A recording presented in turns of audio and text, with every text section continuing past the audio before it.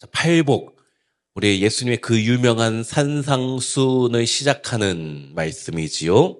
자, 그런데 마태복음 5장 1절에 보니까 예수께서 무리를 보시고 산에 올라가 앉으시니 제자들이 나아온지라. 예수님이 산에서 전하신 말씀해서 산상수훈이라고 합니다. 네, 이 말씀과 병행 구절인 누가복음 6장에는 예수께서 그들과 함께 내려오사 평지에 서시니, 전혀 다릅니다. 같은 상황을 보고 마태는 예수님이 산에 올라가셨다 하고 누가는 산에서 내려오셔서 평지에 서셨다. 왜 다를까요? 같은 사건인데 마태와 누가의 신학이 다르기 때문입니다. 같은 공관복음이어서 같은 관점을 가지고 있지만 또 각자의 신학적 특징이 있어서 특별히 마태는 왕으로 오신 예수님 하면서 높은 곳에 우뚝 선 예수님을 보여주는 것이고, 우리 누가는, 누가의 신학은 우리 평범한 인간의 모습으로 오신 예수님이라고 하셔서 산에서 내려오셔서 평지에 서셨다. 마태는 산에 올라가서 말씀하셨기 때문에 산상수훈이고, 누가는 이 말씀을 예수님이 평지에서 하셨다. 평지설교라고 부릅니다. 자, 그런데 같은 사건인데 해석이 다른데 그러면 이곳을 산이라고 부르는 것이 맞을까요? 아니면 평지라고 하는 것이 맞을까요? 산상이 맞는지 평지가 맞는지.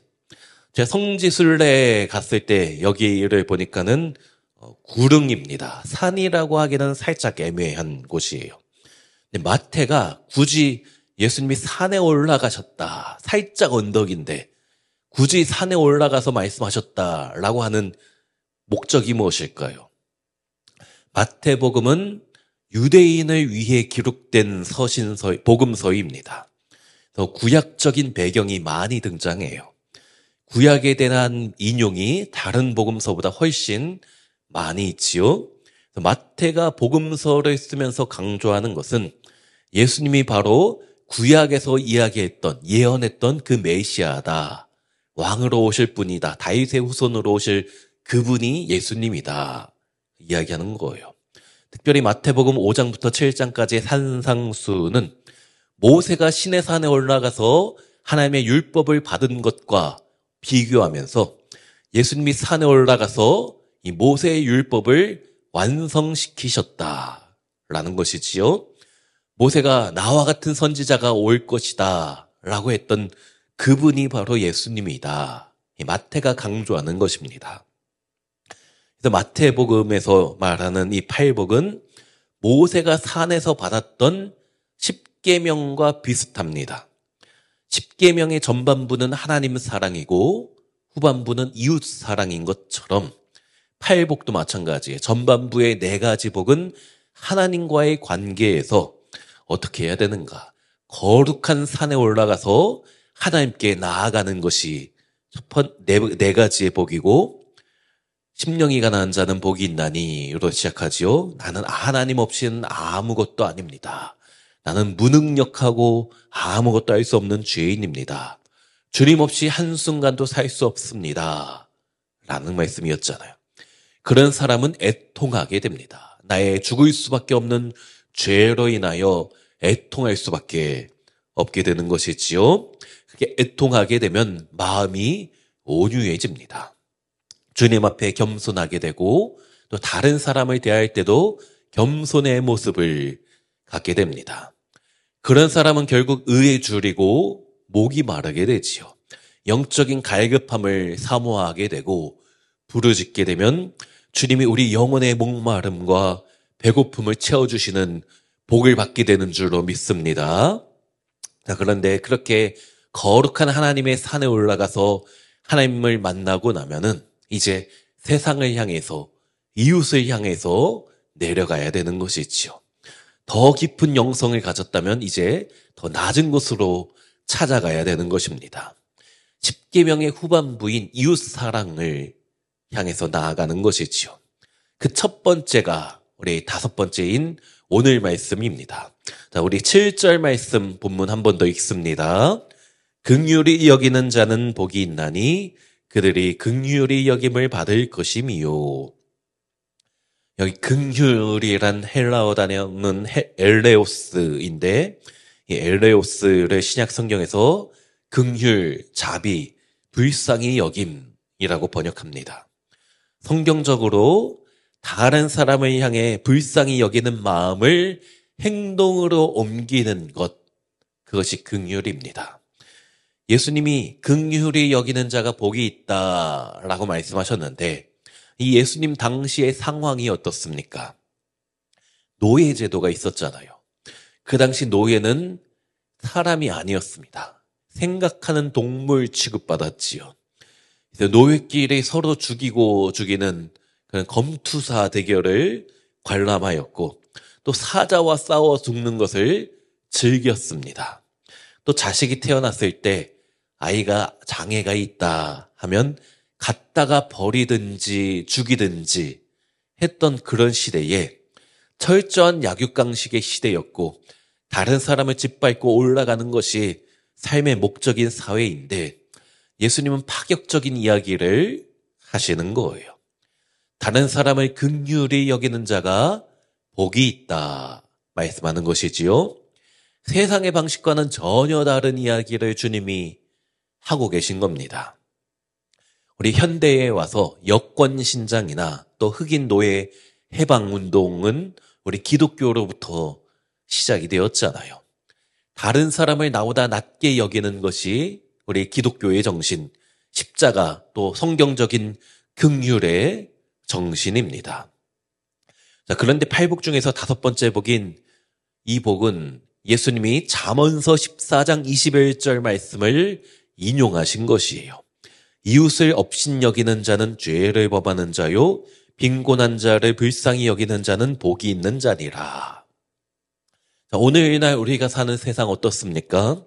다른 사람보다 잘 살아야 되고 누구보다 더 위에 올라서야 되는 거, 더 높은 곳에 올라가 밑에 사람들을 쳐다보면서 나는 축복받은 인생이구나 생각하는 그런 시대인데 우리 주님은 전혀 다른 이야기를 하고 계시는 것이지요.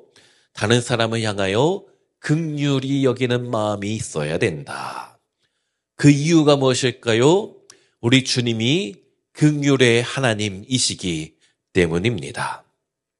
에베소서 2장에 보니까 긍휼이 풍성하신 하나님이 우리를 사랑하신 그 큰 사랑을 인하여 허물로 죽은 우리를 그리스도와 함께 살리셨고 너희는 은혜로 구원을 받은 것이라. 우리 하나님 어떤 분이신가? 긍휼이 풍성하신 하나님이시다. 그리고 우리는 그분의 큰 풍성하신 긍휼로 인하여 은혜 또 구원을 받았습니다. 그것을 믿는다면 어떻게 살아야 됩니까? 우리가 믿는 주님을 닮아가는 것이 마땅하지요. 바로 긍휼의 하나님과 같이 우리도 긍휼을 나누는 사람이 되어야 될 줄로 믿습니다. 자, 사실 우리는 주님의 은혜와 긍휼을 받을 자격이 없는 존재입니다. 하나님을 대적하였고 수많은 죄를 지으며 주님의 원수로 살아왔었잖아요. 하지만 베드로전서 2장 10절 무엇이라고 합니까? 같이 읽습니다. 너희가 전에는 백성이 아니더니 이제는 하나님의 백성이요 전에는 긍휼을 얻지 못하였더니 이제는 긍휼을 얻은 자니라. 하나님의 백성이 아닌 로암미 또 하나님의 긍휼을 받지 못하는 로루하마에서 이제 그분의 백성이요 그분의 긍휼을 받을 수 있는 암미와 루하마가 되는 것이에요.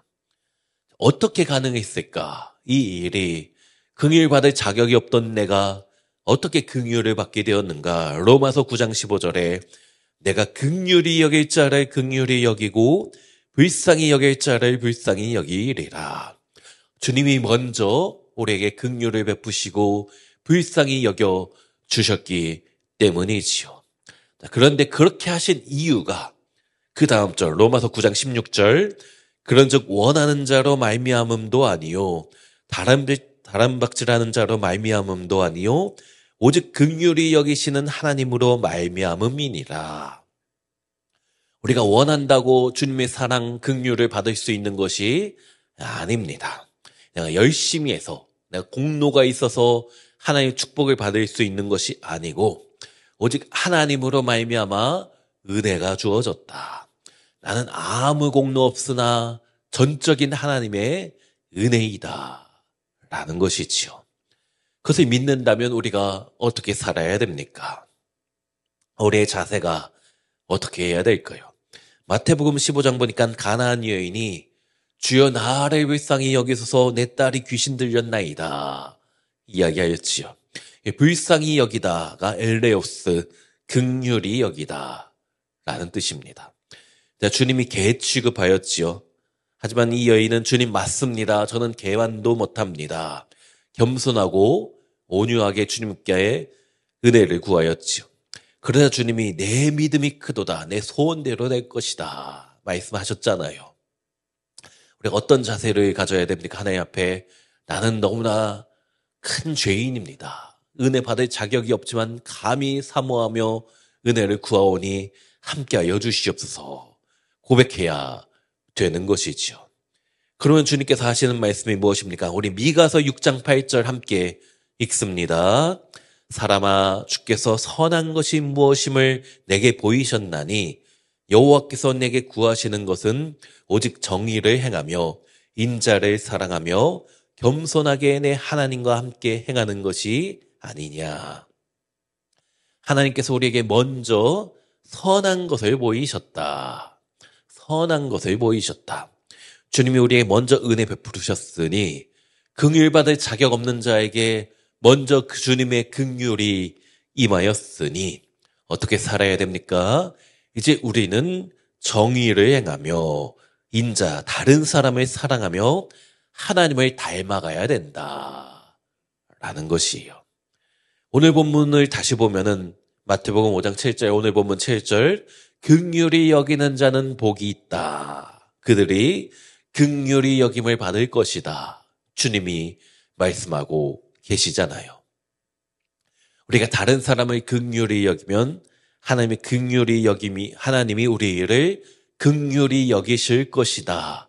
라고 생각하기 쉽습니다. 하지만 이것은 이런 조건절이 아니다. 라고 했죠. 우리 헬라어의 어순이 우리 한국어 어순과 다르다. 우리 첫날 이야기했습니다. 제가 작년에 주기도문에 대해서 나눌 때도 이야기한 적이 있어요. 우리가 우리에게 죄 지은 자를 사하여 준 것 같이 우리 죄를 사하여 주옵소서. 여기서 주님 우리가 우리에게 죄 지은 누군가 용서해 주면 그때 주님 우리를 용서해 주옵소서 라고 하는 기도가 아니라고 제가 했었습니다. 이것은 조건절이 아니고 동시적 완료형이라고 하였어요. 주님 우리의 죄를 용서해 주옵소서. 그러면 우리도 반드시 나에게 죄 지은 사람을 용서하겠습니다. 라는 간구이고 결단이고 서약이다. 말씀하였지요. 이 긍휼도 마찬가지입니다. 우리가 다른 사람을 긍휼히 여기면 주님도 우리를 그제서야 긍휼히 여기신다. 라는 말씀이 아닌 것이에요. 주님이 우리에게 긍휼을 베푸셨사오니 우리도 누군가에게 긍휼을 반드시 베풀겠습니다. 라는 다짐이자 결단인 것이지요. 그러므로 우리가 어떻게 살아야 됩니까? 우리 주님을 닮아가며 다른 사람에게 내가 받은 사랑, 내가 받은 은혜, 내가 받은 긍휼을 베풀어야 될 줄로 믿습니다. 은혜 받은 자가 은혜를 나눌 수 있는 것이에요. 그런데 다른 사람을 불쌍히 여기고 사랑을 전한다라는 것은 쉽지가 않아요. 왜 그런가? 나의 힘으로 할 수 없기 때문입니다. 물론 그런 분들이 있어요. 성품이 타고날 때부터 좋은 분. 저처럼 본래 착한 사람이 있어요. 농담인데 본래 착한 사람이 있습니다. 그런 사람은 좋은 일 하는 거를 좋아합니다. 하지만 성경에서 말하는 긍휼은 이런 성격적인 것, 성품과 관련된 이야기가 아니라는 것이에요. 하나님의 은혜를 먼저 경험한 사람이 할 수 있는 것이지요. 내가 받은 은혜가 무엇인지, 얼마나 큰 것인지, 십자가에 감격이 있는 사람만 성경적인 긍휼을 할 수 있는 것이다. 그러므로 내가 주님께 은혜를 많이 받은 사람인가 아닌가 알 수 있는 것은 내가 다른 사람을 향해 하는 말과 다른 사람을 향해 하는 행동을 통하여 알 수 있는 것입니다. 누가복음 7장에서 예수님께 옥합을 깨트려 향유를 부은 여인, 우리 주님이 무엇이라고 하셨습니까? 많은 죄가 사함받은 사람이 많이 사랑한다 하셨지요. 내가 하나님의 사랑을 정말 많이 받았는가 알 수 있는 것은 주님을 사랑하고 또 주님께 헌신하는 나의 모습을 통하여 알 수 있는 것이고, 또한 다른 사람을 긍휼히 여기고 불쌍히 여기며 하나님의 사랑을 전하는 그 행동, 그 말, 그것을 통해서 내가 정말 은혜 받은 사람이다 라는 것을 증명할 수 있는 것입니다. 다른 사람을 사랑하는 것이 하나님을 사랑하는 것이기 때문이지요. 그래서 주님이 말씀하시기를 마태복음 25장에 내가 주를 때에 너희가 먹을 것을 주었고 목마를 때에 마시게 하였고 나그네 되었을 때에 영접하였고 헐벗었을 때에 옷을 입혔고 병들었을 때에 돌보았고 옥에 갇혔을 때에 와서 보았느니라. 이런 말씀을 하니까 아니 주님, 우리가 언제 주님께 먹을 거 드렸습니까? 언제 이렇게 주님께 무엇인가 했습니까? 물었더니 주님이 네가 지극히 작은 자에게 한 그것이 바로 나에게, 우리 예수님에게 한 것이다 말씀하셨지요. 우리가 누군가에게 하는 사랑이 바로 예수님께 하는 것이다. 우리 주님을 기쁘시게 하는 것이다. 정반대, 다른 사람을 괴롭히는 거, 함부로 말하고 함부로 행동하는 거, 주님이 무엇이라고 하십니까? 잠언 17장 5절에 보니까 가난한 자를 조롱하는 자는 그를 지으신 주를 멸시하는 자요 사람의 재앙을 기뻐하는 자는 형벌을 면하지 못하였자니라. 가난한 사람, 또 힘든 사람을 조롱하고 업신여기는 것은 하나님을 멸시하는 것이다. 어려움 당한 이웃을 보고 좋아하면 내가 형벌을 받게 된다. 그러므로 우리가 받은 하나님의 긍휼, 그 사랑을 다른 사람에게 날마다 전하며 살아야 될 줄로 믿습니다. 은혜 많이 받은 자가 은혜 더 많이 전하며 살아가는 것이에요. 그런 긍휼의 마음을 가지고 살아가는 우리에게 하나님의 놀라운 축복이 넘치게 될 줄로 믿습니다. 먼저 내가 행복해지고, 먼저 우리 가정이 잘 되고, 이 땅에서의 복 받고 또 영원한 하늘나라에 복이 있는 것이에요. 시편 41편에 보니까 가난한 자를 보살피는 자에게 복이 있으며 재앙의 날에 여호와께서 그를 건지시로다. 여호와께서 그를 지키사 살게 하시리니 그가 이 세상에서 복을 받을 것이라. 자, 가난한 자를 보살피면 재앙의 날에, 심판의 날에 복 받는다 라고 하고, 그것만이 아니고 이 세상에서 복을 받을 것이다. 마지막 날 천국에서 복 받는 것뿐 아니라 이 땅 가운데 살면서도 이런 축복이 있을 것이다. 주님이 분명히 말씀하고 계신 거예요. 자, 우리 신명기 15장 7절과 8절도 함께 읽습니다. 내 하나님 여호와께서 내게 주신 땅 어느 성읍에서든지 가난한 형제가 너와 함께 거주하거든 그 가난한 형제에게 내 마음을 완악하게 하지 말며 내 손을 움켜쥐지 말고 반드시 내 손을 그에게 펴서 그에게 필요한 대로 쓸 것을 넉넉히 구워주라. 하나님이 나에게 주신 물질이든지 건강이든지 시간이든지 그것을 우리의 도움이 필요한 자에게 나누어 주라. 그러면 어떻게 되는가? 10절에 같이 읽습니다. 너는 반드시 그에게 줄 것이요 줄 때에는 아끼는 마음을 품지 말 것이니라. 이로 말미암아 내 하나님 여호와께서 내가 하는 모든 일과 내 손이 닿는 모든 일에 내게 복을 주시리라. 도움이 필요한 사람에게 이왕 도와줄 거 아까워하지 말라. 그러면 하나님이 내가 하는 일에 축복해 주실 것이다 약속하여 주셨습니다. 이번 주 화요일에 제가 저기 우리 작전서운동에 가서 우리 동장님 만나서 우리 성탄 때 이야기했던 은둔형 그 복지, 은둔형 어르신, 독거 어르신 그 반찬 사역에 대한 협약식을 하고 왔습니다. 사진도 찍고 뭐 여러 가지 하면서 또 그때 뭐 성탄 우리 사랑의 나눔에 대해서도 이야기했었고 제가 이야기했어요. 이거는 우리가 전도 목적으로 하는 거 아니다. 그냥 하나님께 받은 사랑을 아낌없이 전하는 것이다. 그래서 우리가 뭐 한 그 박스 안에 한 10만 원 정도 가까이 되는 뭐 물품이 있었고 또 현금도 전달하였고 왜 하는가? 저는 이 일들 통해서 우리 성도님들 복받았으면 좋겠어서 이 일을 하는 것이고 또 우리 교회가 축복받는 길인 것입니다. 하나님의 사랑을 전하는 것, 물질적으로는 손해가 될 수도 있어요. 우리가 은둔형 사역도 그렇고 성탄 사역도 큰 돈에 큰 액수의 돈이 필요하지만 우리 하나님께서 더 큰 은혜와 축복을 반드시 우리 성도님들에게 주실 줄로 믿습니다. 물질의 복만이 사실 중요한 건 아니지요. 우리 그런 성탄 사역하시면서 각자 돌아와서 뭐 간증하시는 것 들어보니까는 이런 게 예수 믿는 거구나 라고 말씀하시더라고요. 신앙생활은 교회 안에서만 하는 게 아니다. 제가 항상 이야기하지요.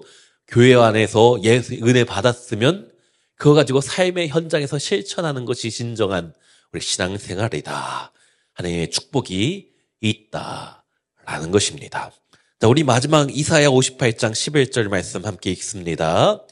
줄인 자에게 내 심정이 동하며 제가 읽겠습니다. 괴로워하는 자의 심정을 만족하게 하면 내 빛이 흑암 중에서 떠올라 내 어둠이 낮과 같이 될 것이며 여호와가 너를 항상 인도하며 메마른 곳에서도 내 영혼을 만족하게 하며 내 뼈를 견고하게 하리니 너는 물된 동산 같겠고 물이 끊어지지 아니하는 샘 같을 것이라. 우리는 물된 동산의 축복을 사모하잖아요. 끊어지지 않는 축복이 우리 삶 가운데 넘치기를 항상 간구합니다. 어떻게 우리가 이 물된 동산의 축복을 받을 수 있는가? 어떻게 말씀합니까? 줄인 자에게 심정이 동하고 괴로워하는 자의 심정을 만족하게 하면, 즉 긍휼히 여기고 우리의 도움이 필요한 사람들의 실질적인 도움이 되어주면 물된 동산 같겠고 물이 끊어지지 않는 샘이 될 것이다. 우리 성도님들의 가정 가운데도 사업장 가운데도 직장에도 이런 축복이 있을 줄로 믿습니다. 우리가 사실 이 축복만 생각하는데 그 전제 조건이 있는 거예요. 우리의 도움이 필요한 사람에게 심정이 동해야 된다. 실질적인 도움도 주어야 된다. 그러므로 우리가 하나님을 사랑하고 이웃을 사랑함으로 물된 동산과 같은 하나의 축복이 차고 넘쳐서 다른 사람들에게 그 축복을 날마다 전하며 살아가시는 우리 모든 성도님 되시기를 주의 이름으로 축원합니다. 예수 믿는 사람은 세상과 삶의 방식이 전혀 다릅니다. 때로 양보하고 때로 손해보며 사는 것이지요. 왜 그렇습니까? 이미 은혜 받았기 때문입니다. 나 같은 죄인도 용서받았는데 하면서 다른 사람도 용서해 줄 수 있는 것이지요. 그리고 내가 받은 사랑, 내가 받은 축복을 흘려보내는 것이 필요합니다. 예수님이 선한 사마리아인에 비유하시면서 이야기하셨지요. 가서 너희도 이와 같이 하라. 지금까지 우리 삶을 보면 참 감사한 것이 많이 있습니다. 주님께 너무 많은 것을 받았지요. 그것을 믿는다면 우리가 어떻게 살아가야 될 것인가? 나의 긍휼과 나의 자비가 필요한 사람이 누구인가? 내가 받은 하나님의 사랑과 은혜를 오늘 전해야 될 그 누군가가 과연 누구인가? 이 주님 말씀처럼 가서 너희도 이와 같이 하라. 이 말씀에 순종하심으로 이 땅에서의 축복과 또 저 영원한 하나님 나라의 축복을 다 받아 누리시는 모든 성도님 되시기를 주의 이름으로 축원합니다.